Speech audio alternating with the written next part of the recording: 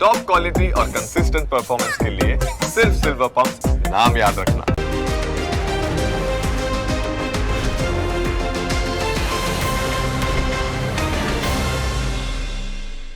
Presented by trade bulls.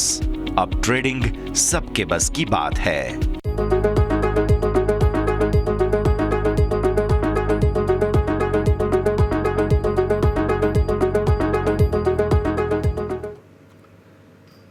Hello, good afternoon, સ્વાગત આપનું closing કેપિટલમાં. હું યશ આપના સાથે. ભારતીય માર્કેટ્સ આજે એક્સપાયરીને દિવસે સતત લાલ નિશાનમાં ઘટાડે રહ્યા, ત્યારે એક્સપાયરીના દિવસ બાદ હવે આગળના શું મોમેન્ટમ રહેશે તે બધાની ચર્ચા કરીશું. પણ શરૂઆત હેડલાઇન્સની સાથે કરીશું.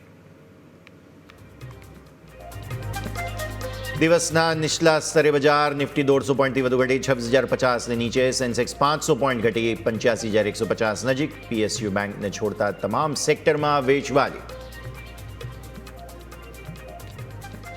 ડોલર સામે નવા રેકોર્ડ લો પર રૂપિયો. ડોલર સામે રૂપિયો 89 રૂપિયા 95 પૈસાના નવા રેકોર્ડ લો પર પહોંચ્યો. 2 દિવસમાં 55 પૈસાનો ઘટાડો.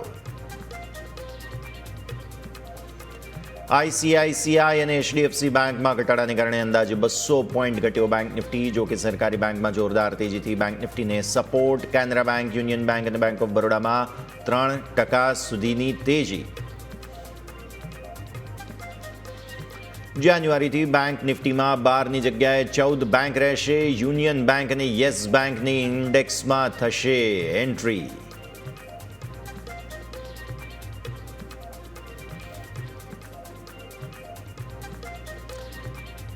મિડ કેપ અને સ્મોલ કેપ શેરમાં પણ વેચવાલીનો માહોલ. મનપ્પુરમ, એસઆરએફ અને અનંતરાજમાં 4% સુધીની વેચવાલી. અન્ય મિડ કેપ અને સ્મોલ કેપ શેરમાં પણ ઘટાડો.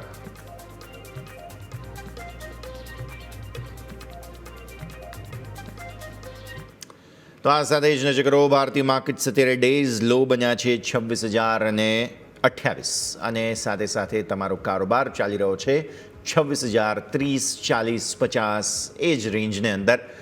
બહુ મોટું પરિવર્તન નથી, તળિયેથી કોઈ બહુ મોટો સુધારો નથી. એટલે આ જ નિફ્ટીની પરિસ્થિતિ છે. 0.5% ઘટાડો. આ તરફ તમે સેન્સેક્સ પર નજર કરો, ત્યાં પણ 0.5%થી વધુની વેચવાલી જોવા મળી રહી છે. બેંક નિફ્ટી પર નજર કરો, 0.5% આસપાસની વેચવાલી છે.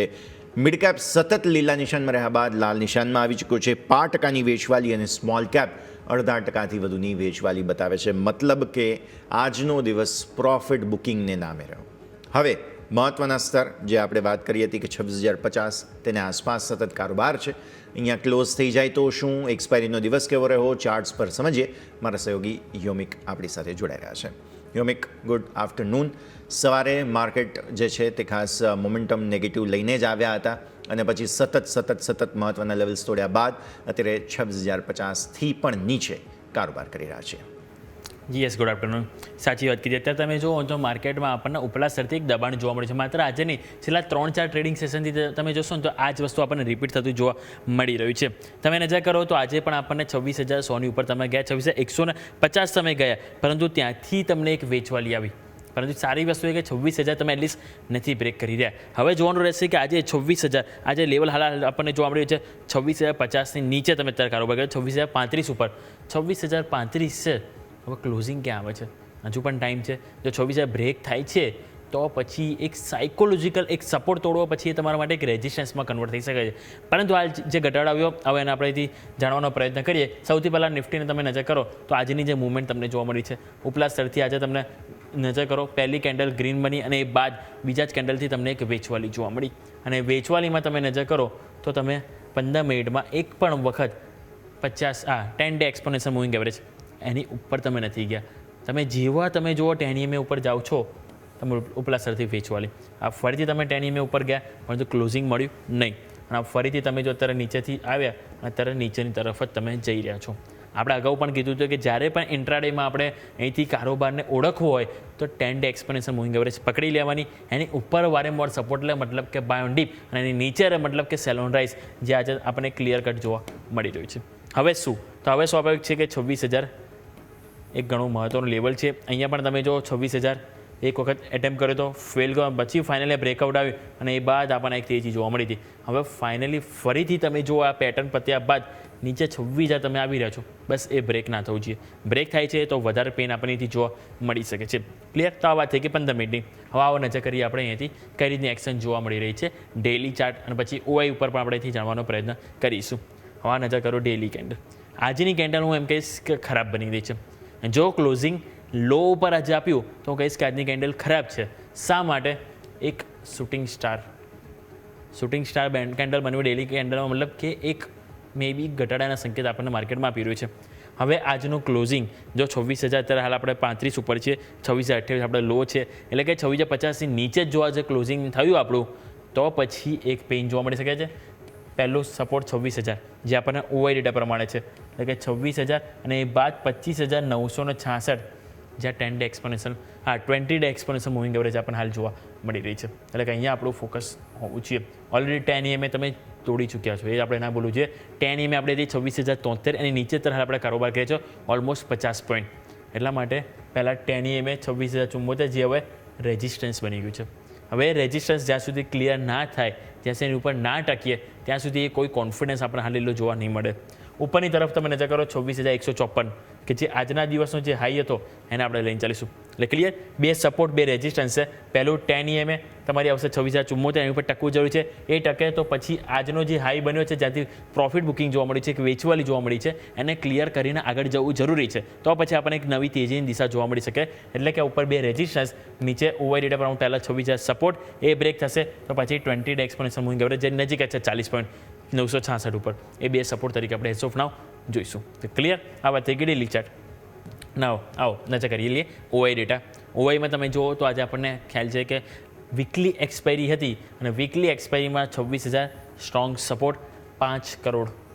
જ્યારે તમે જોશો સ્ટ્રોંગ કોલ રાઇટર્સ 5.15 કરોડ, 26,100 જે હતું ફાઇટ આ બેની વચ્ચે જ આપણને જોવા મળી છે.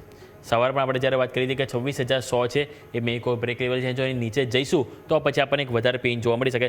નજર કરો 26,008 હજી આપણે જસ્ટ વાત કરી રહ્યા છે અને એવામાં તમે જુઓ નવા લો તરફ માર્કેટ જઈ રહ્યું છે. આપણે હમણાં જ જસ્ટ વાત કરી 26,000નું લેવલ કે જે બ્રેક ના થવું જોઈએ અને બ્રેક કરવાની તૈયારીઓ હાલ આપણને માર્કેટ જોવા મળી રહ્યું છે. સ્વાભાવિક છે કે 26,000 બ્રેક થાય તો પણ કંઈ નહીં, પરંતુ ક્લોઝિંગ એની નીચે ના આવવું જોઈએ. એની નીચે ક્લોઝિંગ મતલબ શૂટિંગ સ્ટાર જે એક બેરિસ કેન્ડલ એક ફોર્મેશન જોવા મળી શકે છે. એટલે કે 26,000 આ તો આ એક્સપાયરીનો ડેટા છે, બરાબર? કે આમાં આપણે જોઈએ સૌથી હાઈએસ્ટ પુટ રાઇટર્સ તરીકે સપોર્ટ જોવા મળી રહ્યો છે એઝ ઓફ નાવ. પરંતુ 26,050 ઉપર તમે જોશો અહીંયા તો તમારે અત્યારે ઓલમોસ્ટ 4.20 કરોડ આવી ગયા છે. એટલે ચાન્સીસ છે કે 26,000ને પણ અહીંયાથી નીચેની તરફ માર્કેટ જઈ શકે છે. હવે જોવાનું રહેશે કે 26,000 ટકે છે કે નહીં. નેક્સ્ટ એક્સપાયરીનો ડેટા લઈને આવું તો આ આપણે જોઈએ આ એક્સપાયરી ડેટા. તો નેક્સ્ટ એક્સપાયરીને તમે નજર કરો તો ત્યાં આપણને એક એક્શન જોવા મળી રહી છે. હાલ તમે નજર કરો નેક્સ્ટ એક્સપાયરીમાં તો આપણને 9 ડિસેમ્બર આવશે. 9 ડિસેમ્બરમાં 26,000 ઉપર આપણે જોઈએ તો 1.95 કરોડ હાલ આપણને કોલ રાઇટર્સ જોવા મળી રહ્યા છે. આ જ વસ્તુ નેક્સ્ટ એક્સપાયરીમાં તમે જુઓ તો 1.95 કરોડ છે. અને જ્યારે તમે આ કોલ રાઇટર્સની આપણે વાત કરીએ, પરંતુ પુટ રાઇટર્સ તમે જોશો ને તો પુટ રાઇટર્સ 1.03 કરોડ છે. મતલબ કે નેક્સ્ટ એક્સપાયરીમાં પણ 26,000 ઉપર ઓલરેડી કોલ રાઇટર્સ હેવી છે. એ પ્રમાણે ચાન્સીસ છે જ કે આજે આપણને મે બી 26,000નું લેવલ પણ બ્રેક થતું જોવા મળી શકે છે. તો ક્લિયર? 26,000 મેં કોઈ બ્રેક રહેશે આગળ તો આપણે ચર્ચા કરવી જ નથી. ઓલરેડી 26,000 ઉપર કોલ રાઇટર્સ ઓછા થાય તો પછી આગળની તરફ આપણે કંઈક હોપ રાખી શકાય ને. એટલા માટે 26,000 હું કહી રહ્યો છું કે આજના માટે ક્લોઝિંગ માટે ઘણું ઇમ્પોર્ટન્ટ છે કે જે આપણે અહીંથી જોવા મળવાનું છે. ક્લિયર? તો ઓવરઓલ આ વાત થઈ ગઈ આપણે નિફ્ટીની. હવે આવો નજર કરીએ બેંક નિફ્ટી. બેંક નિફ્ટી તમે નજર કરો તો બેંક નિફ્ટીમાં પણ એક એક્શન જોવા મળી રહી છે. સૌથી પહેલાં તમે જો અત્યારે ઓલમોસ્ટ 300નો ઘટાડો અને ત્યાં પણ હવે ડે લો તરફ કારોબાર જઈ રહ્યો છે. અત્યાર સુધી તમે જુઓ તો ત્યાં એક લેવલ સચવાઈ રહ્યું હતું, પરંતુ આ જે પોઝિટિવ કેન્ડલ છે નો ડાઉટ હજુ બી જો અહીંયા પણ લો ઉપર ક્લોઝ થયું તો અહીંયા બે વસ્તુ નેગેટિવ છે. સેમ નિફ્ટીની જેમ અહીંયા પણ શૂટિંગ સ્ટાર બનશે. બીજી વસ્તુ 10 ડે એક્સપોનેન્શિયલ તમે ક્યાં નિફ્ટીમાં તો સાચવી લીધી, બેંક નિફ્ટીમાં નથી. નિફ્ટીમાં નહીં સાચવી, બેંક નિફ્ટીમાં તમે સાચવી છે. પરંતુ જો લો ઉપર બ્રેક મતલબ કે 10 ડે એક્સપોનેન્શિયલ મૂવિંગ એવરેજનું બ્રેકડાઉન અને જે તમારી 10 ડે એક્સપોનેન્શિયલ મૂવિંગ એવરેજ છે 59,302, અત્યારે આપણે કારોબાર કરીએ છીએ 59,380, 80 પોઈન્ટ દૂર છે. જો બ્રેક થાય છે તો પછી અહીંયાથી પેન આપણને જોવા મળશે 59,300 નીચે. પછી ડાયરેક્ટ આપણે ઓઆઈ ડેટા પ્રમાણે 59,000 લેવલ છે કે જેની ઉપર આપણે વોચ ડાયરેક્ટ હોવી જોઈએ. ક્લિયર? આ વાત થઈ કે બેઝ સપોર્ટ ઉપર નવી તેજી માટે પહેલાં તો 59,656 આજનો હાઈ જેને ક્રોસ કરવું જરૂરી છે. એ ક્રોસ થાય તો પછી આપણે હાઈએસ્ટ જે કોલ રાઇટર છે 60,000 એને ચેસ કરવા તરફ આપણે અહીંથી જઈશું. ક્લિયર? તો આ બે વાત થઈ કે આપણે રેઝિસ્ટન્સ અને બેઝ સપોર્ટ કે જે આપણે હવે આવતીકાલથી અહીંયા ફોલો કરવા જરૂરી છે. આવો નજર કરી લઈએ 15 મિનિટ. 15 મિનિટમાં તમે જોશો તો નિફ્ટીની જેમ અહીંયા પણ એ જ વેચવાલી જોવા મળે છે. પરંતુ શરૂઆતમાં તમે જોશો ને તો નિફ્ટીમાં જે વેચવાલી જોવા મળી આ તમે જો નિફ્ટીમાં શું થયું, પહેલાં તમારા ગ્રીન કેન્ડલ બની, પછી આ રેડ બની, પછી કન્ટિન્યુ ડાઉન સાઇડ જ જોવા મળી. અહીંયા શું થયું તમે જો પહેલાં ગ્રીન બની, પછી કારોબાર કન્સોલિડેશન થયો. ઇવન પહેલી કેન્ડલને 15 મિનિટમાં નિફ્ટીએ બ્રેક નથી કર્યું, પરંતુ બેંક નિફ્ટીએ બ્રેક કર્યું અને ઉપર ગયું. તો જે રીતે નિફ્ટીમાં પ્રેશર આવ્યું તો ધીરે ધીરે અહીંયા પણ તમે જો કારોબાર ના અટક્યો અને નીચેની તરફ તમે આવી ગયા. હવે જરૂરત છે તો આ લેવલ ટકાવવું જરૂરી છે ક્લોઝિંગ બેઝિસ. અહીંયા પણ તમે જો સપોર્ટ મળ્યો તો અહીંયા પણ એક ફ્લેગ પેટર્ન બની હતી અને અહીંયા ફાઇનલ બ્રેકઆઉટ જોવા મળે. એટલા માટે આ લેવલ ઘણું મહત્ત્વનું છે અને એ લેવલ છે 59,500 જે ડેટા ઉપર પણ જોવા મળી રહ્યું છે અને આ જ લેવલ છે જે કે ઓઆઈ ડેટા ઉપર પણ છે, એટલે કે પુટ રાઇટર્સનો એક સપોર્ટ છે. તો આવો ઓઆઈ ડેટા ઉપર નજર કરીએ. ઓઆઈ ડેટા તમે જુઓ તો 59,500 જે હું હાઇલાઇટ કરી રહ્યો છું, કારણ જ્યાં as of now call writers કરતાં પુટ રાઇટર્સ વધારે છે, ઓલમોસ્ટ 9 લાખ છે. એટલે હવે કોઈ પણ કારણોસર જો અહીંયાથી 59,500 કે જે અત્યારે તો તમે બ્રેક કરી ચૂક્યા છો એની નીચે તમે છો, હવે એ સસ્ટેન થવું જરૂરી છે. જો એ સસ્ટેન ના થયું, એનાથી બહુ જ દૂર આપણું ક્લોઝિંગ આવ્યું તો પછી આ કોન્ફિડન્સ ખોઈ શકે છે. પછી આપણે ડાયરેક્ટ 59,000 જેમ આપણે વાત કરી ડેઇલી ચાર્ટમાં એ તમારો સપોર્ટ ઝોન બની જશે ઓઆઈ ડેટા પ્રમાણે, જ્યાં 12 લાખ એઝ ઓફ નાવ એક સપોર્ટ ઝોન એટલે કે ખરીદીનો ઝોન જોવા મળી રહ્યો છે. રાઈટ? એટલે કે 59,500 ની ઉપર ક્લોઝિંગ જરૂરી છે તેજી માટે. હવે ચાહે આજે આવે કે આવતીકાલે આવે, પછી આપણે ફરીથી ફર્ધર 60,000ની તરફ એક આગેકૂચ માટે અહીંથી તૈયારી રાખીશું. એટલે કે 59,500 જો આ સસ્ટેન લિમિટ અહીંયા ના મળી તો પછી ચાન્સીસ છે કે માર્કેટ 59,000 તરફ જશે. પછી એ સપોર્ટ ફોકસ કરીશું કે સપોર્ટ સસ્ટેન થાય છે કે નહીં. નિફ્ટીમાં તમે આપણે જેમ વાત કરી 26,000નું લેવલ આજના દિવસે ઘણું મહત્ત્વનું છે ક્લોઝિંગ બેઝિસ, એની ઉપર ક્લોઝ થવું જરૂરી છે. અને બેંક નિફ્ટી જેમ વાત કરી 59,300 જે આજે લો બનાવ્યું છે, બસ એ લો બ્રેક ના થવું જોઈએ. લો બ્રેક થશે તો સમજો કે તમે 10 ડે એક્સપોનેન્શિયલ મૂવિંગ એવરેજને પણ બ્રેક ડેઇલી ચાર્ટમાં કરતા જોવા મળશે. યસ. તો આ મહત્ત્વના લેવલ્સ છે, બધાને ધ્યાન પર રાખવાના રહેશે. યોમિક આભાર. પછી આગળ આપના સાથે ફરી વાર જોડાઈશું. મીનવાઇલ અત્યારે તમે નજર કરો એક્ઝેક્ટ 26,000નો લો બન્યો, 26,090 એટલે કે 26,001 પણ આપણે તોડી દીધું. આ એ જ નિફ્ટી છે કે જે 26,325નો હાઈ બનાવતો જોવા મળ્યો હતો અને ત્યાંથી પછી તમને વેચવાલી આવતી જોવા મળેલી છે. સ્મોલ કેપ આજે સૌથી વધુ વેચવાલી બતાવી રહ્યા છે. 0.5% વધુની વેચવાલી તમને નિફ્ટી સ્મોલ કેપમાં અત્યારે ફિલહાલ જોવા મળી રહી છે, જે ડેફિનેટલી બતાવે છે કે અત્યારે સંકેતો સારા નથી. આપણે સેક્ટર ઇન્ડેક્સ પર નજર કરીએ તો એકમાત્ર PSU બેંક ઇન્ડેક્સ છે કે જે લીલા નિશાનમાં છે, નહીં તો મોસ્ટલી બધા જ સેક્ટોરિયલ ઇન્ડેક્સ તમારા લાલ નિશાનમાં જોવા મળી રહ્યા છે. જેમાં પણ તમે નજર કરો ડિફેન્સમાં સૌથી વધુ નફા વસૂલી આજે જોવા મળી રહી છે, જ્યારે કે આજે જ અમુક સમાચારો આવ્યા છે કે રશિયા ભારત સાથે તેમનું ડિફેન્સ ટેકનોલોજી, ડિફેન્સની જે કંઈ પણ કહી શકાય કે ખાસ ચીજ વસ્તુઓ છે તેનું નોલેજ શેર કરશે ભારત સાથે અથવા તો ભારતની કંપનીઓ સાથે. પણ આ સમાચાર વચ્ચે પણ ડિફેન્સના શેર્સ છે કે જેમાં સૌથી વધુ નફા વસૂલી આજે જોવા મળી રહી છે. તો આ સ્થિતિ પર નજર રાખો. કેપિટલ માર્કેટ સાથે જોડાયેલા સ્ટોક્સની અંદર મેજર પ્રોફિટ બુકિંગ જોવા મળી રહ્યું છે. 1%થી વધુની નબળાઈ અહીંયા. Financial services, small cap, private banks બધાની અંદર મેજર દબાણ. પ્રાઇવેટ બેન્ક્સમાં તો દબાણ આવવું જરૂરી પણ છે, કારણ કે હવે નિફ્ટી બેંકની અંદર તમે જુઓ છો કે બહુ જલ્દી 12ને બદલે 14 કન્સ્ટિટ્યુઅન્ટ્સ એટલે કે 14 સભ્યો બેંક નિફ્ટીના થઈ જશે અને એ 14 જે સ્ટોક્સ છે તેની મૂવમેન્ટથી બેંક નિફ્ટી નક્કી કરશે કે હું આજે કઈ દિશામાં જવાનો છું. આવી પરિસ્થિતિ પર તમે નજર રાખો તો મોસ્ટલી વેચવાલી છે. આઈટી સ્ટોક્સમાં પણ અત્યારે ફિલહાલ થોડું દબાણ જોવા મળી રહ્યું છે. હેલ્થકેર, FMCG બધામાં દબાણ જોવા મળી રહ્યું છે. ઇવન આપણે વાત કરી હતી કે ભાઈ હવે રિયલ એસ્ટેટ પર ખાસ નજર રાખો, કેમ કે અહીંયા આગળની કોઈક નવી મોમેન્ટમ આવતી જોવા મળશે. તો આજે ફિલહાલ 0.5% આસપાસ નબળાઈ સાથે 889, 880 બહુ ક્રુશિયલ લેવલ છે, બહુ ક્રિટિકલ લેવલ છે. એટલે જો 880 તૂટે છે તો પછી અહીંયા પણ તમને વધારે દબાણ આવતું જોવા મળશે. આવો નિફ્ટીના ટોપ ગેઇનર્સ લૂઝર્સ પર નજર કરી લઈએ. આજે એશિયન પેઇન્ટ છે કે જેણે સરસ રીતે નિફ્ટીને સપોર્ટ આપ્યો. 2.5% આસપાસની તેજી આ સ્ટોકમાં જોવા મળી રહી છે. ડૉક્ટર રેડ્ડીઝ લેબ તમે જુઓ તો અહીંયા 1.25% આસપાસની તેજી છે. મારુતિ 0.5% વધુની ખરીદદારી, એસબીઆઈ લાઈફ 0.5% વધુની ખરીદદારી જોવા મળી રહી છે. ભારતી એરટેલ આજે સવારે પણ ડિસ્કસ કર્યો હતો, પણ હા એક પ્રોબ્લેમ છે, 2100 ને નીચે આવ્યો છે સ્ટોક ફરી એકવાર, એટલે ઉપલા સ્તરેથી થોડું રિજેક્શન છે તેમ તમે અહીંયા કહી શકો. 0.5% આસપાસની તેજી અહીંયા છે. એનટીપીસી 0.5%ની તેજી, HUL 5% વધુની તેજી. ટ્રેન્ટ ફાઇનલી લીલા નિશાનમાં આજે આવ્યો છે, અમુક સમાચારો હતા તેને કારણે. પણ પ્રોબ્લેમમાં આવી ગયો ઇન્ડિગો. ઇન્ટરગ્લોબ એવિએશનમાં આજે દબાણ તમને જોવા મળી રહ્યું છે. બેઝિકલી ટોપ લૂઝર છે નિફ્ટીનો, 1.5% વધુની વેચવાલી. એક્સિસ બેંક 1.5% વધુની વેચવાલી છે. રિલાયન્સ 1.5% આસપાસની વેચવાલી જોવા મળી રહી છે તમને. BEL, Adani enterprise, HDFC bank અને ICICI બેંક, જુઓ આ બંને બેંક્સ એક સાથે મળીને આજે બેંક નિફ્ટીને મેજર પ્રેશર આપી રહ્યા છે. તો આ સ્થિતિ પર પણ તમે નજર રાખો. આજે દબાણ અહીંયા આપણને ખાસ જોવા મળી રહ્યું છે. ઇવન L&T 4000 ને ઉપર છે હજુ પણ હા ઉપલા સ્તરોથી અહીંયા પણ દબાણ જરૂર આવતું જોવા મળી રહ્યું છે. તો આ છે ઓવરઓલ પરિસ્થિતિ કે જેને તમારે ધ્યાન પર રાખવાની રહેશે. ઓવરઓલ દબાણના સંકેતો અત્યારે ફિલહાલ ઉપલા સ્તરોથી આવતા જોવા મળી રહ્યા છે, જેને આપણે ધ્યાન પર રાખીએ. અચ્છા, હવે નિફ્ટી 500ના ટોપ ગેઇનર્સ લૂઝર્સ પર એક વખત તમે નજર કરી લો. નિફ્ટી 500માં તમને જોવા મળશે આજે સારી મજબૂતી આવી એક્ઝો ઇન્ડિયામાં, એક્ઝો નોબેલ ઇન્ડિયા સ્ટોક સારો તેજીમાં છે. ઇન્ટ્રાડે જ 11% આસપાસની તેજી તમને અહીંયા જોવા મળશે ખાસ. તો આ સ્થિતિ પર તમે નજર રાખો. પછી બાલકૃષ્ણ ઇન્ડસ્ટ્રીઝ બહુ જ સરસ તેજી છે. જે કંઈ પણ મોમેન્ટમ ક્રૂડના અને રબરના ભાવોમાં છે તેની અસર બાલકૃષ્ણ પર આવી છે. 6.25% આસપાસની તેજી અહીંયા જોવા મળી રહી છે. GSPL 5%ની તેજી, બિરલા સોફ્ટ 4.5%ની તેજી અને મેપમાય ઇન્ડિયા પર નજર રાખો. અહીંયા પણ 4.5% આસપાસની તેજી જોવા મળી રહી છે. વેચવાલી ક્યાં છે? બજાજ હાઉસિંગ ફાઇનાન્સ, અહીંયા તમને આજે બ્લોક ડીલ બાદ મેજર દબાણ જોવા મળ્યું, પણ ઓબ્ઝર્વેશન એ છે કે તળિયેથી ખરીદદારી આવી છે અને ઇનફેક્ટ ડેઝ હાઈ ઓલમોસ્ટ 100 ને નજીક બનાવ્યા, 99.19ના. ત્યાંથી પછી થોડો નીચે આવ્યો, એટલે 100 તરફ જવાની કોશિશ આજે જ કરી છે સ્ટોકે, ધ્યાન પર રાખો. બ્લોક ડીલ થઈ હતી.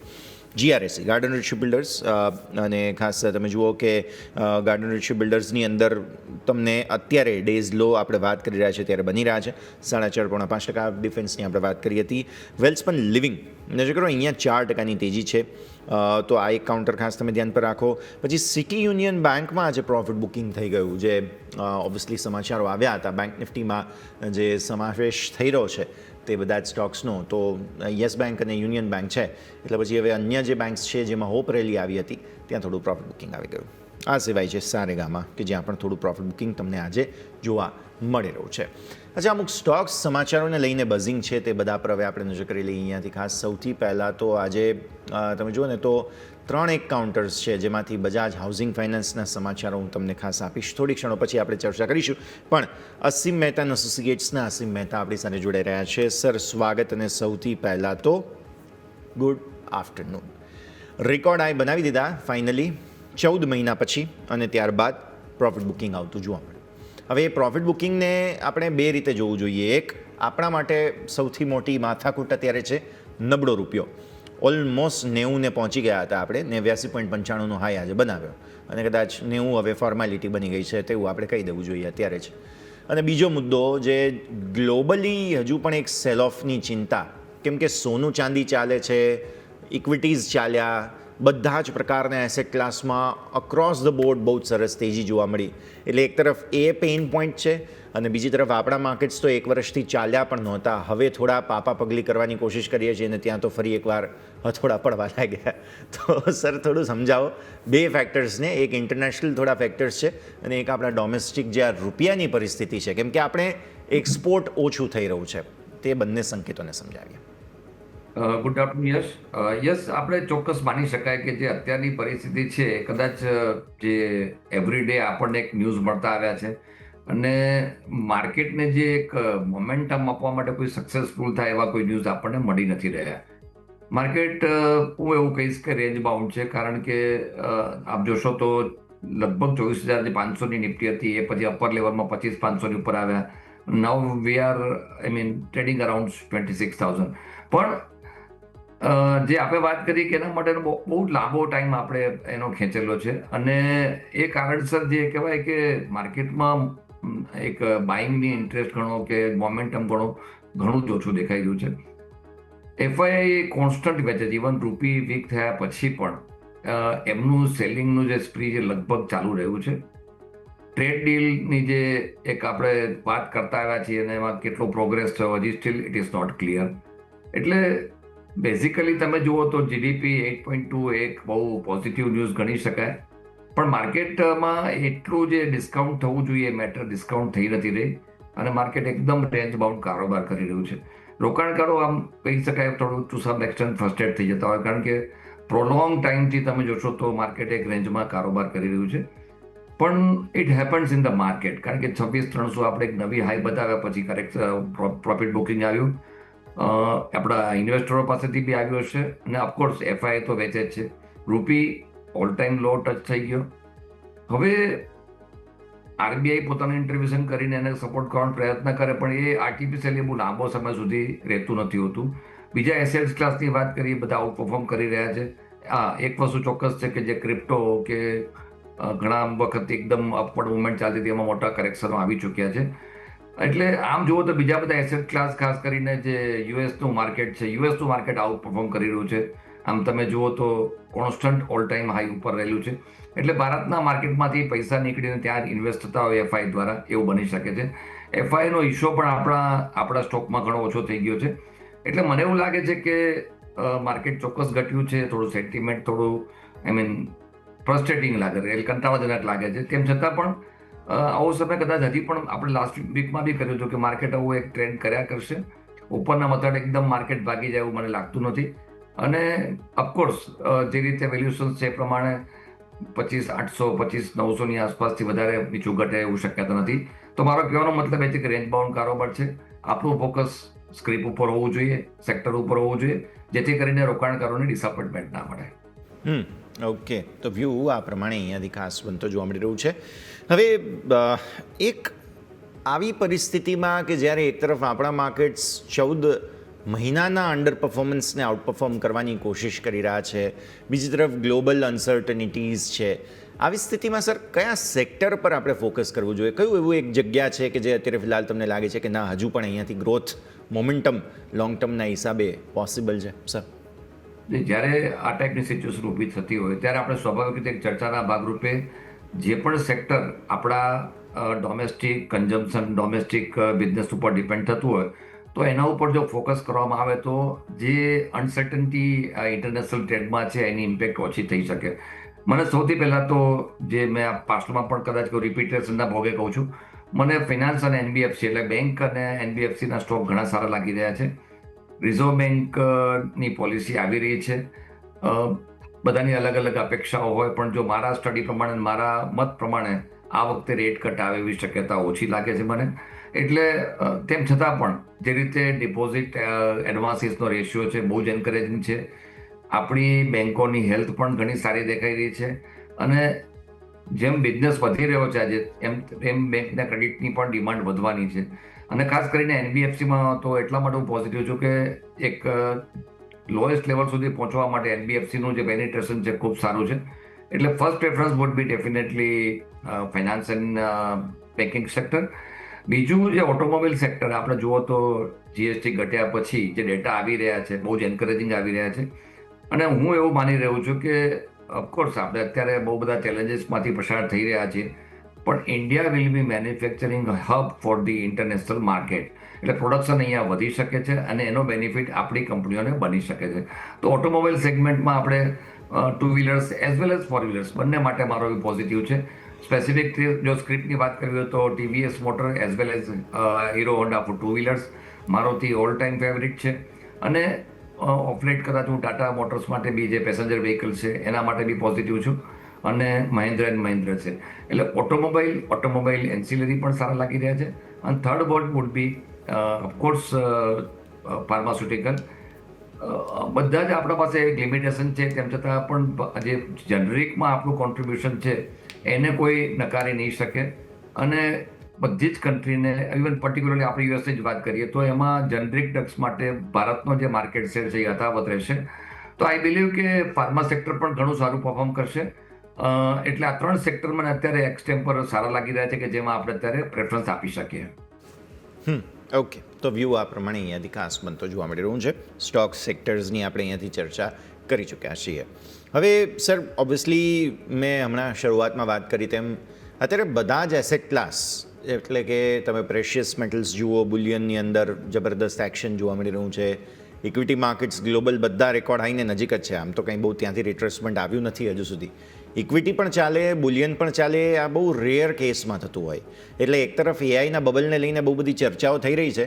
શું તમને એવું લાગે છે કે આ એક રિસ્ક ઓફ ઇવેન્ટ છે કે પછી જે વ્યાજદરોની ઇવેન્ટ ગ્લોબલ મોટી અમેરિકાની આપણી પણ વ્યાજદરોની ઇવેન્ટ આ 5 તારીખે તેના પહેલાંની આ મોમેન્ટમ રૂપિયામાં પણ આપણા માટે વ્યાજદરની અને ગ્લોબલી આ બધી જે એસેટ ક્લાસમાં મોમેન્ટમ છે that is all thanks to US Fed interest rate momentum sir? બિલકુલ. યુએસના જે ફેડની ઇન્ટરેસ્ટની જે ઇફેક્ટ છે આખા વર્લ્ડને થઈ રહી છે અને એક પછી એક કન્ટ્રીને મોટી ઇમ્પેક્ટ થઈ રહી છે. ઇન્ડિયા બિંગ લાર્જેસ્ટ પોપ્યુલેશનનો જે આપણે કન્ઝમ્પશનનો બેનિફિટ છે એ કારણસર પ્રમાણમાં આપણને ઇમ્પેક્ટ ઓછી આવી રહી છે. પરંતુ વી કેન નોટ એ વસ્તુમાં આપણે એવું ઇગ્નોર ના કરીએ કે આપણને ઇમ્પેક્ટ ના આવે. એટલે એ ઇમ્પેક્ટ ચોક્કસ આવે છે. અને બીજી વસ્તુ જો તમે જોશો તો ગ્લોબલ ટ્રેડમાં આજે નો ડાઉટ યુએસ સાથે હજી આપણા આગળ નથી વધે ટ્રેડ ડીલ, પરંતુ બીજા ઘણી બધી કન્ટ્રી સાથે આપણી વાતચીત ચાલી રહી છે. ડેટા એવું સજેસ્ટ કરે છે કે ઘણું બધું એમાં પ્રોગ્રેસ પણ દેખાઈ રહ્યું છે, બિઝનેસ પણ ગ્રો થઈ રહ્યા છે.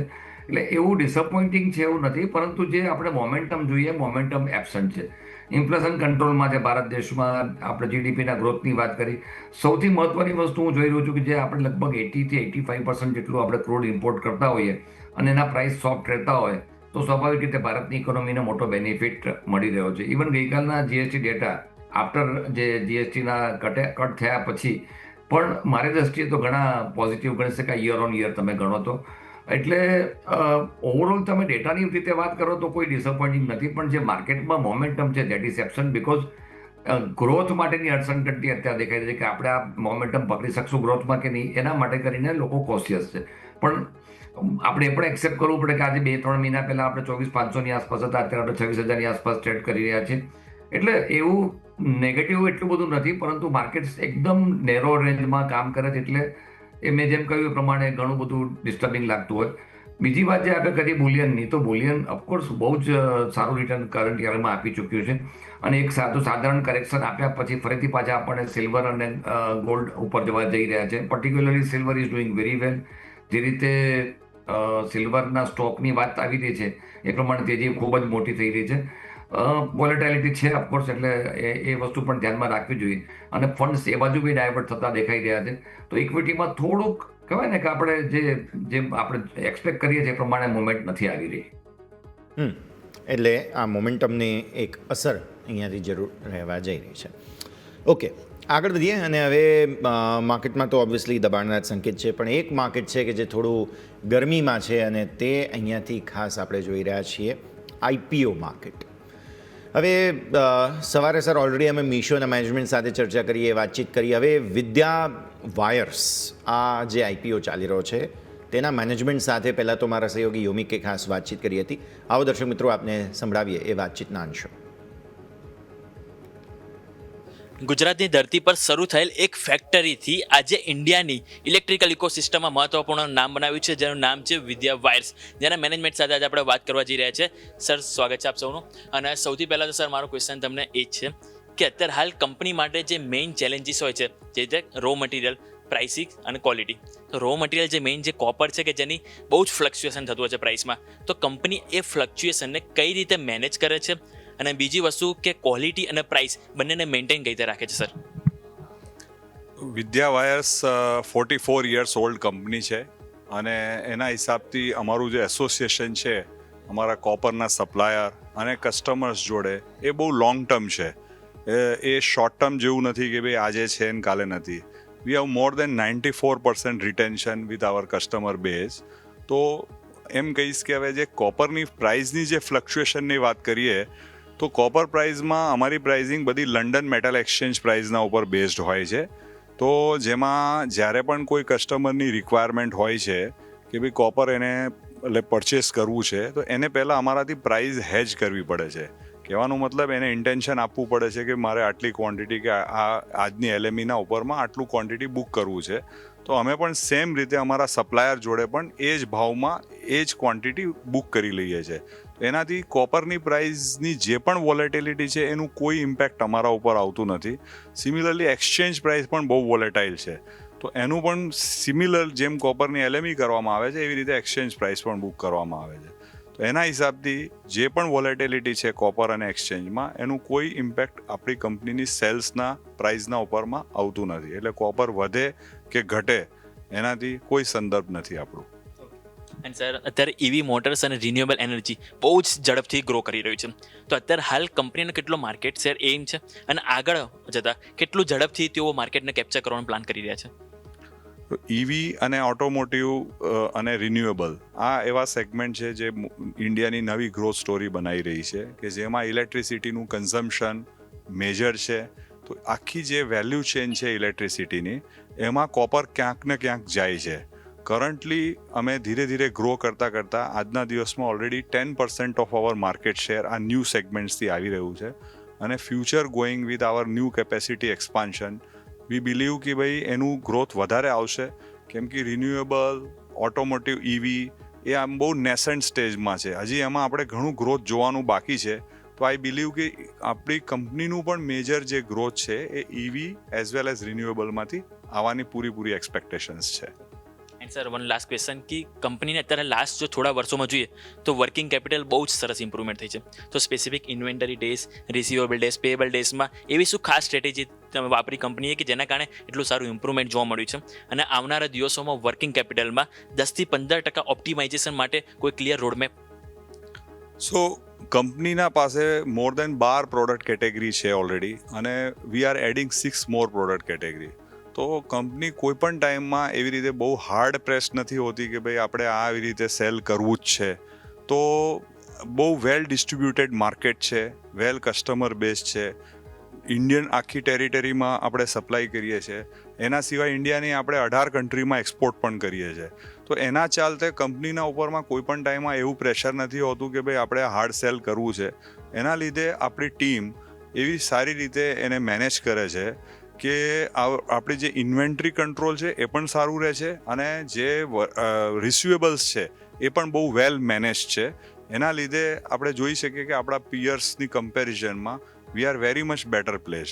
અને કંપનીનું આ જે 40 યર્સનું એક્સપિરિયન્સ છે, અને ફ્યુચરમાં પણ આપણે આ જ પેટર્નથી આને પ્રોપર રીતે મેનેજ કરવા માગીએ છીએ. Wish you all the best for the IPO. Thank you. તો તમે સાંભળી રહ્યા હતા વિદ્યા વાયર્સ. આ એક કંપની છે જેના આઈપીઓને લઈને હવે મેનેજમેન્ટ અત્યારે ફિલહાલ વાતચીત કરતા સાંભળ્યા આપણે. એક બ્રેકનો સમય, બ્રેક બાદ આ આઈપીઓ પર શું સલાહ બની રહી છે તે પણ આપણે નિષ્ણાંતો પાસેથી જાણીશું.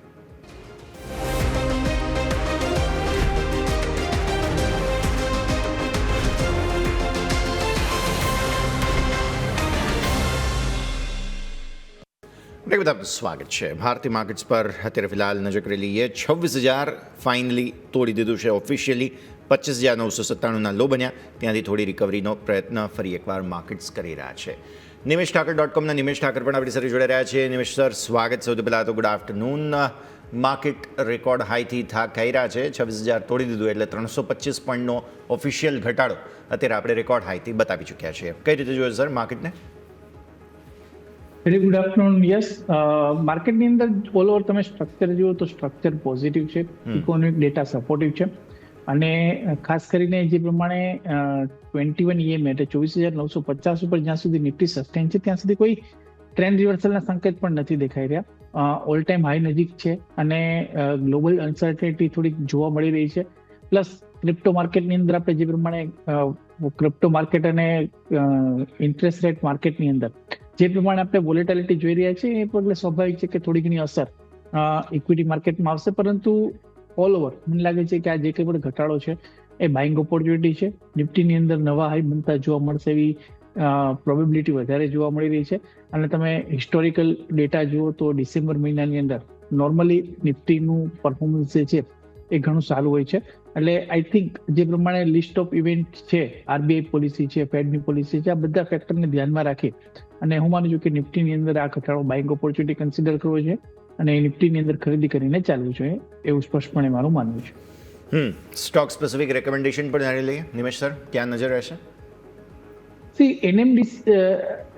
એનએમડીસી નું કાઉન્ટર છે કે જ્યાં મને લાગે છે કે અત્યારે આપણે મેટલ અને માઇનિંગ, અને જો ગ્લોબલ ઇન્ટરેસ્ટ રેટ કટ થાય છે તો મેટલ અને માઇનિંગ અહીંથી સારું કરી શકે છે. એટલે એનએમડીસી ની અંદર કરંટ લેવલે ખરીદી કરવાની સલાહ છે. નીચેની તરફ 72 રૂપીસનો એક સ્ટોપ લોસ રાખવાનો રહેશે, અને ઉપરની તરફ હું માનું છું કે 83-84 રૂપીસ સુધીના લેવલ શોર્ટ ટર્મની અંદર આવી શકે છે. એટલે એનએમડીસી એક સારું લાગી રહ્યો છે. અને બીજું જે ચાર્ટ સ્ટ્રક્ચર મને ગમી રહ્યું છે એ મધરસન સુમીનું ગમી રહ્યું છે. જે પ્રમાણે સ્ટ્રક્ચર બન્યું છે, ઘણું સ્ટ્રોંગ સ્ટ્રક્ચર બન્યું છે, અને આજે આપણે એક બ્રેકઆઉટ પણ જોઈ રહ્યા છે વિથ વોલ્યુમ. તો હું માનું છું કે મધરસન સુમીની અંદર 132 સુધી એક સારી રેલી જોવા મળી શકે છે. એટલે મધરસન સુમીની અંદર કરંટ લેવલે ખરીદી કરો. નીચેની તરફ સ્ટોપલોસ જે છે એ 112 રૂપિયાનો રાખવાનો રહેશે, અને ઉપરની તરફ 133 રૂપિયા સુધીના લક્ષ્યાંક શોર્ટ ટર્મની અંદર આવી શકે એવી પોસિબિલિટી દેખાઈ રહી છે. ઓકે, સો મધરસન સુમી 133ને ટાર્ગેટ સાથે સલાહ બની રહી છે. અને એનએમડીસી સર, તમારા અને મારા વિચાર એકદમ મળી રહ્યા છે એનએમડીસી પર. મેં આજે સવારે બમ્પર સ્ટોકમાં લીધો હતો, એક્ઝેક્ટ 84નો જ ટાર્ગેટ રાખ્યો છે ત્યાં, અને તમે પણ એક્ઝેક્ટ 84, એટલે હવે અપ્રુવલ મળી ગયું છે. સો ઓબ્વિયસલી હવે આપણે ધ્યાન રાખીશું આ કાઉન્ટર પર. પણ હમણાં બ્રેક પહેલાં સર અમે મેનેજમેન્ટ ઇન્ટરેક્શન દર્શાવી રહ્યા હતા વિદ્યા વાયર્સ.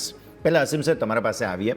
વિદ્યા વાયર્સના મેનેજમેન્ટને તમે સાંભળ્યું, કેવું લાગે છે કંપની અને આઈપીઓ પર શું સલાહ? સૌપ્રથમ તો જે ઇન્ડસ્ટ્રી છે એનો ડેફિનેટલી ફ્યુચર બહુ બ્રાઇટ છે. અને જે રીતે આપણે ઇન્ડસ્ટ્રીયલ ગ્રોથની વાત કરીએ છીએ, ઇલેક્ટ્રિસિટી ફોર ઓલની વાત કરીએ છીએ, એમાં આ બધી કંપનીઓનું કોન્ટ્રીબ્યુશન બહુ મોટું રહેશે. કંપની વિદ્યાવાયરનું જે 41 યર્સનું પ્રેઝન્સ ઇન ધ માર્કેટ છે એ ઇટસેલ્ફ એના એક ડેડિકેટેડ કસ્ટમર પણ દર્શાવે છે. જે ફિનાન્શિયલ જોઉં છું એ પ્રમાણે વેલ્યુએશન્સ ઘણા રિઝનેબલ છે.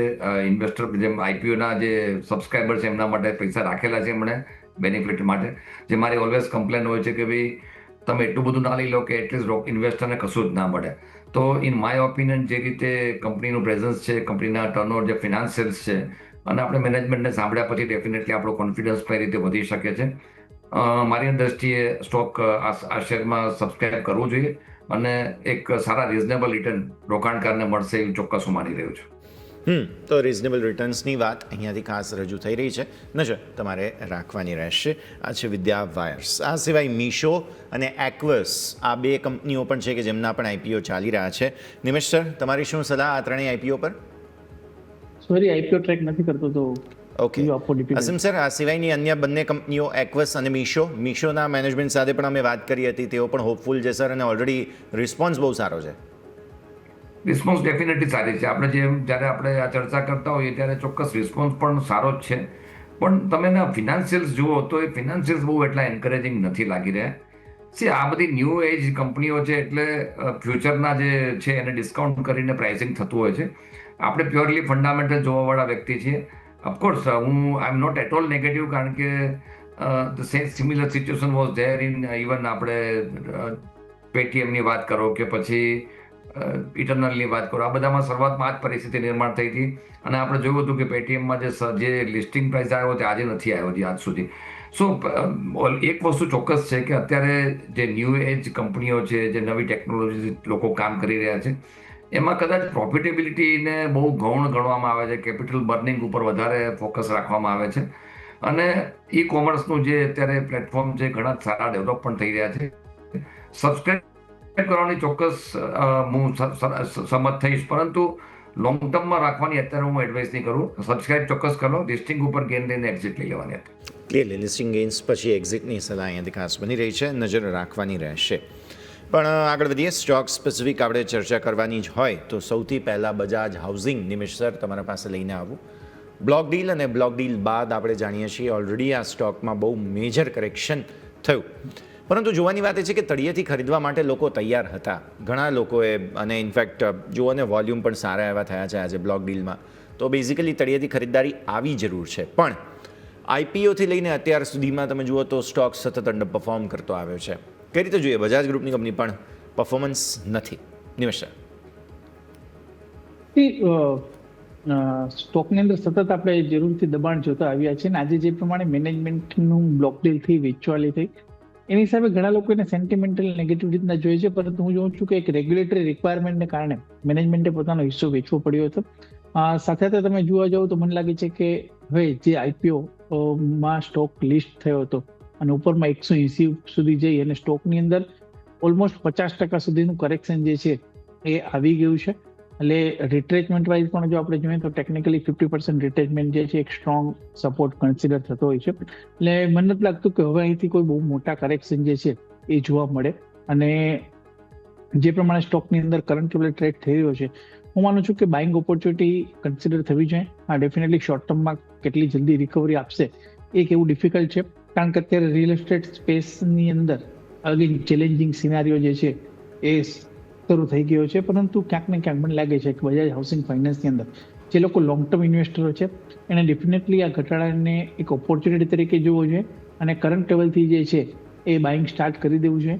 નીચેની તરફ હું માનું છું કે જે સપોર્ટ એરિયા બની રહ્યા છે એ 92 to 85 એક સ્ટ્રોંગ સપોર્ટ એરિયા છે અને આ લેવલની આસપાસથી સ્ટોકમાં કદાચ કોઈ રિકવરી તરફનો મૂવ આપણે જોઈ શકીએ છીએ. એટલે કરંટ લેવલથી વ્યૂ બુલિશ છે, બાય ડિપ્સ સ્ટ્રેટેજી રાખવાની છે અને medium to long term point of વ્યૂને ધ્યાનમાં રાખી અને આ સ્ટોકની અંદર ખરીદી કરવી જોઈએ. ઓકે, તો આ વ્યૂ અહીંયાથી ખાસ બની રહ્યું છે, નજર રાખીએ. અપર સર્કિટનો કન્ટેન્ડર છે સ્પાર્ક, SPARC એટલે કે Sun Pharma advance research company. અસીમ સર, અપર સર્કિટ પર એટલા માટે છે કારણ કે અમેરિકાની ડિસ્ટ્રિક્ટ કોર્ટે એમને એક જજમેન્ટ એમની ફેવરમાં આપ્યું છે. બેઝિકલી જે સેઝબા પ્રાયોરિટી રિવ્યૂ વાઉચર, આ PRV કહેવામાં આવે છે, તેના માટે થઈને, અને જે FDA છે, US FDA, તેમના દ્વારા અમુક અરજી વગેરે કરવામાં આવી હતી. કંપનીની ફેવરમાં સુનાવણી આવી અને અપર સર્કિટ પર ગઈકાલે સર વોકઆઉટ, એ પણ US FDAનું કન્ટેન્ડર હતું, અને આજે સ્પાર્ક, બે એક જ સેક્ટરની કંપનીઓ અને એક સાથે બંનેમાં અપર સર્કિટ 20% સર. જી, સૌપ્રથમ હું આની વાત કરીશ, સ્પાર્કની વાત કરીશ. Yes, sir. સ્પાર્કનો જે જજમેન્ટ આવ્યું છે જરૂર છે કંપની માટે ઘણું પોઝિટિવ છે, કારણ કે ધીસ પ્રોબ્લેમ વોઝ ઘણા બધા વર્ષોથી આ વસ્તુ પેન્ડિંગ હતી અને એના હિસાબે એમની જે રિસર્ચ કરેલી પ્રોડક્ટ છે એ માર્કેટિંગમાં ડિફિકલ્ટી આવતી હતી. એટલે ચોક્કસ એ મોટું હેડલ કંપનીએ પાર કર્યું છે અને એનું આપણને પ્રાઇસમાં એક રિફ્લેક્શન દેખાઈ રહ્યું છે. પણ આ સ્ટોક માટે જો તમે પાસ્ટ હિસ્ટ્રી જોશો તો આ સ્ટોકે રોકાણકારો માટે બહુ એટલો બેનિફિશિયલ રહ્યો નથી. બહુ જ હાઈલી વોલેટાઇલ સ્ટોક છે અને રિસર્ચ બેઝ કંપની છે, સન ફાર્માની છે, એમાં કોઈ એટલે બીજા કોઈ નેગેટિવ નથી. પરંતુ જે રીતે પરફોર્મન્સ અમે જેમ હમણાં પણ વાત કરી કે લોંગ ટર્મમાં હંમેશા કંપની કેટલું કમાય છે એના પર ફોકસ થતું હોય છે. ઇનિશિયલ યર્સમાં આપણે જાણીએ છીએ કે રિસર્ચ બેઝ કંપની હોય તો એને રિસર્ચ માટે સ્પેન્ડ કરવું પડતું હોય છે અને એના હિસાબે પ્રોફિટેબિલિટી નેટ લેવલ ઉપર આવતા ટાઈમ લાગતો હોય છે. પણ હું આ સ્ટોકને ઘણા બધા વર્ષોથી ઓબ્ઝર્વ કરું છું. કોઈના કોઈ કારણસર આ સ્ટોક એટલું પરફોર્મ નથી કરી શક્યો. સો હજી કદાચ આપણે જોઈ શકાય, કારણ કે this is a definitely good news for the company. તો હું માનું ત્યાં સુધી જો એક ઉપર આવે તો રોકાણકાર એક વખત એક્ઝિટ લઈ લે આ સ્ટોકમાંથી. આપણે જે બીજી વોકઆઉટની વાત કરી તો વોકઆઉટ માટે ડેફિનેટલી જે એમને એન્ટીબાયોટિકની જે પરમિશન મળી છે એ મારી દ્રષ્ટિએ બહુ મોટું બ્રેકઆઉટ કહી શકાય. કારણ એક જ છે, ઘણા વર્ષોથી આ કંપનીએ એ પ્રોડક્ટમાં રિસર્ચ કર્યું છે અને હવે એની પરમિશન મળી ગઈ છે અને જે પ્રમાણે એસ્ટિમેટ છે એ પ્રમાણે ખૂબ મોટું માર્કેટ આ દવા ધરાવે છે. એટલે as far as walkout is concern, highly volatile stock છે એ પણ જાણું છું.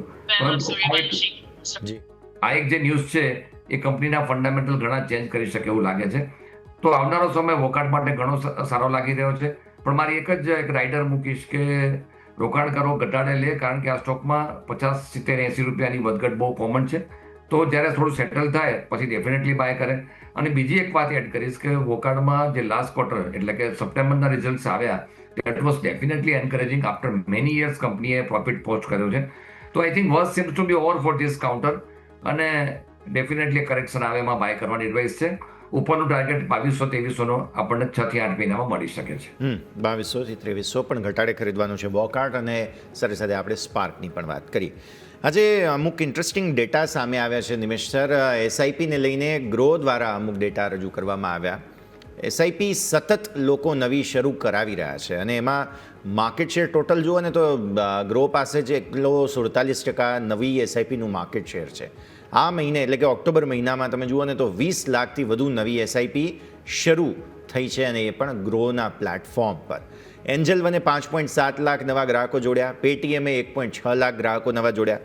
હવે આ જ પૈસા છે ડીઆઈએસ પાસે કે જેના બેઝ પર આપણે છેલ્લા 14 મહિનાથી ટકી રહ્યા છીએ. નિમેશ સર. હજી તો આ પૈસા વધવાના છે, કારણ કે તમે જે 12.5 લાખના ઇન્કમ ટેક્સ રિઝીમની અંદર આ વર્ષથી શરૂઆત થઈ ગઈ, એટલે તમારા જે ટીડીએસના પૈસા જે ટેક્સની અંદર કપાતા હતા એ તમારા ઓછા થઈ ગયા છે. સેકન્ડ થિંગ, તમારા ઈએમઆઈ બધી જ બેંકમાં તમે જુઓ તો હાઉસિંગ લોન અને કાર લોનના ઈએમઆઈમાં ફરક આવી ગયો છે, એટલે ઇન્ટરેસ્ટ રેટ ઘટી ગયા છે, અને ડિસ્પોઝેબલ ઇન્કમમાં જે છે એ ક્યાંક ને ક્યાંક વધારો થયો છે. એટલે જોવા જઈએ તો નેટ તમારા ખર્ચા ઓછા થયા છે ને આવક વધી છે. અને આ સંજોગોની અંદર લોકો પણ અત્યારે સ્માર્ટ છે અને એસઆઈપી ની અંદર અત્યારે એસઆઈપી થ્રુ ઇન્વેસ્ટમેન્ટ કરી રહ્યા છે. હું માનું છું કે અત્યારે એ મોમેન્ટમ જે છે પોઝિટિવ સાઇડનું છે ને હજુ પણ એ પોઝિટિવ જ રહેશે. નિયર ટર્મની અંદર એવા કોઈ ચાન્સીસ નથી દેખાતા કે ત્યાં કોઈ જાતના રિવર્સલ બને, અને એફઆઈ નો ફૂલો પણ જે પ્રમાણે એસઆઈપી ની અંદર આવી રહ્યો છે એનાથી માર્કેટને એક સપોર્ટ જે છે એ કરવાનો જ છે.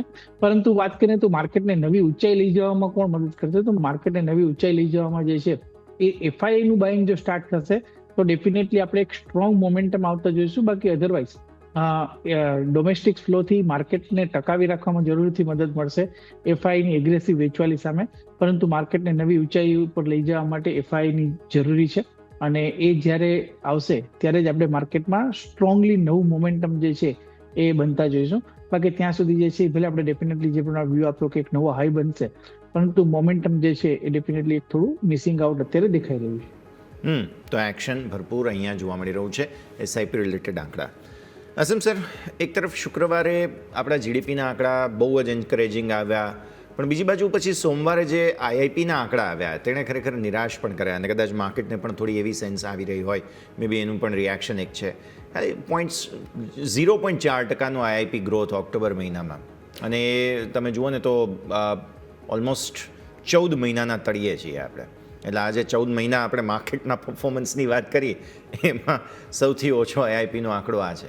હવે 3.7%થી ઘટીને આટલું ઓછું થવું, એમાં મેન્યુફેક્ચરિંગ, માઇનિંગ, ઇલેક્ટ્રિસિટી પ્રોડક્શન અહીંયા ઘટાડો આવવો, ઇન્ડસ્ટ્રીયલ પ્રોડક્શન જે છે તે 40% હિસ્સો ધરાવતું જે ઇન્ફ્રાસ્ટ્રક્ચર સેક્ટર છે ત્યાં 0 વૃદ્ધિદર હોવો ડેફિનેટલી થોડી ચિંતા અપાવે છે.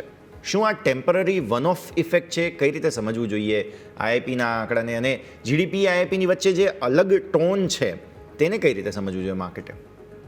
સૌથી પહેલા એક ક્લેરિફાય કરું કે જે જીડીપીના ડેટા છે એ ફર્સ્ટ હાફના છે, એટલે સપ્ટેમ્બર સુધીના છે, ને આપણે જે આઈઆઈપીના ડેટા છે that is only for the October month. એટલે થોડુંક એક એ સમજવું પડે, કારણ કે ડેટા જે આપણને જીડીપીના છે that is up to September, whereas આપણે જે આઈઆઈપીની વાત કરીએ છીએ ઓક્ટોબરની છે.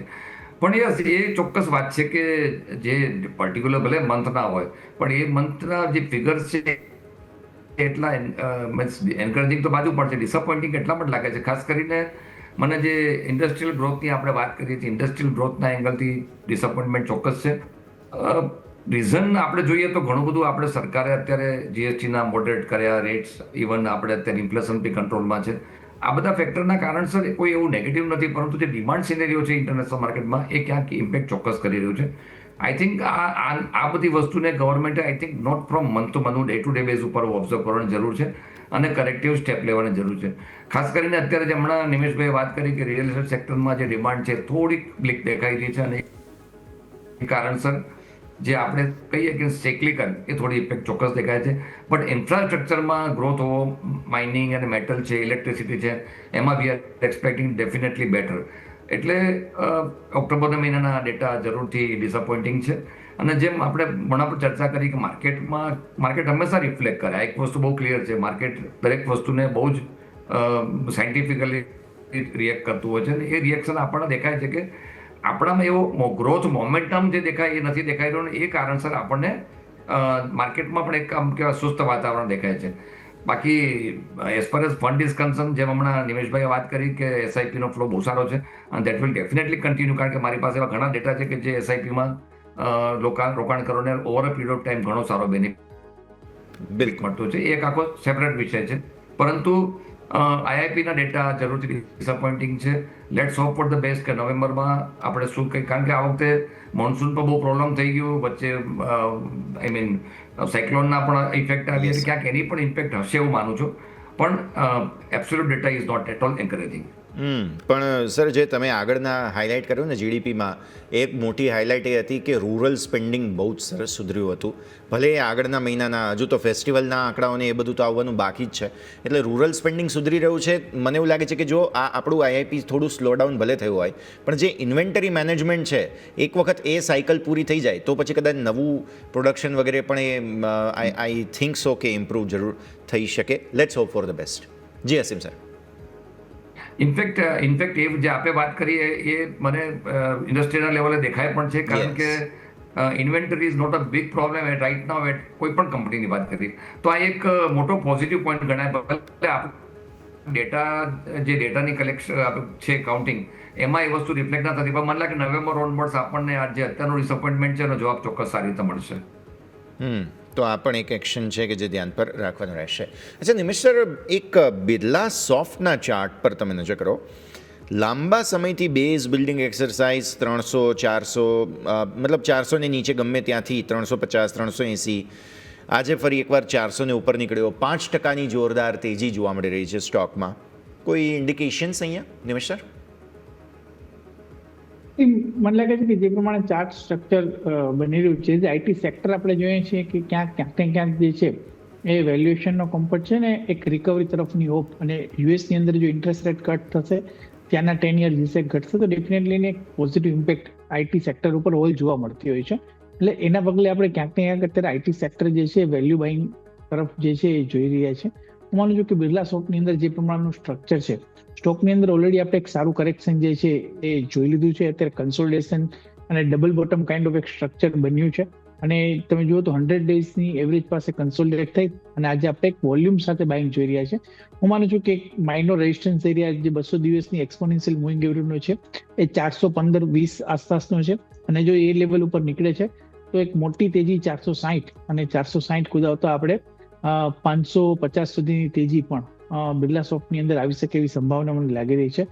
ચોક્કસપણે એક કોન્ટ્રા કોલ લઈ અને ખરીદી કરવી તો કરી શકાય. નીચેની તરફ સ્ટોપલોસ જે છે એ ગઈકાલના સેશનના લો એટલે અરાઉન્ડ 380 પાસેનો સ્ટોપલોસ મૂકી અને બિરલા સોફ્ટની અંદર પોઝિશનલ ખરીદી કરો, અને ઉપરની તરફ 425નું લેવલ બ્રેક કર્યા બાદ સ્ટોકની અંદર આપણે ફર્ધર સારું મોમેન્ટમ આવી શકે છે એવી પોસિબિલિટી મને લાગી રહી છે.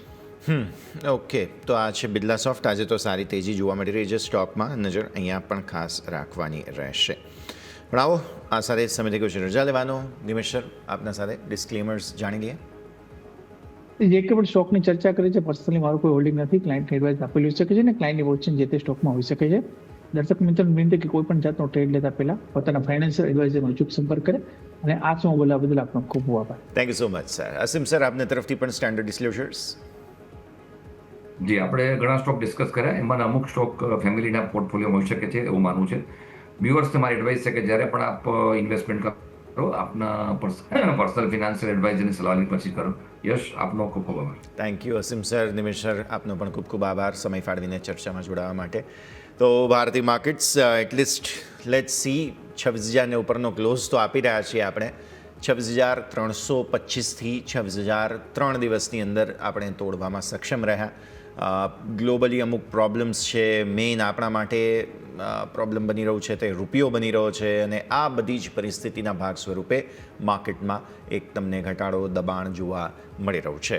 સેક્ટોરિયલી તમે જુઓ ને તો છેલ્લે PSU બેંક્સે પણ જે ગેઇન હતા તે લોસમાં કવર કરી દીધા છે. એટલે PSU બેંક ઇન્ડેક્સ આખા દિવસની તેજીને છેલ્લે ધોઈ અને લાલ નિશાનમાં બંધ થઈ રહ્યો છે. ઇનફેક્ટ 5%ની બીજી વેચવાલી છે.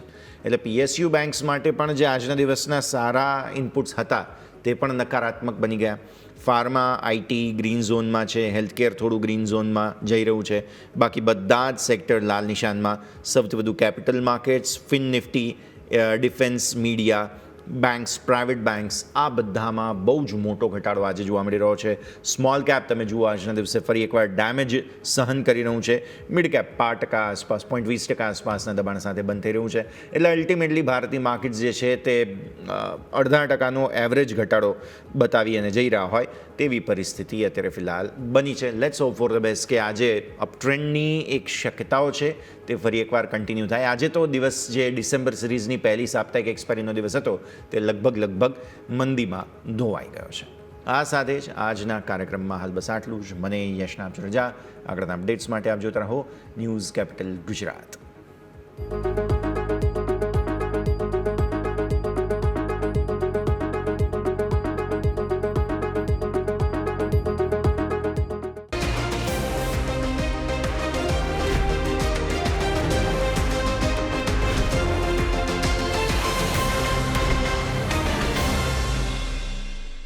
Presented by trade bulls.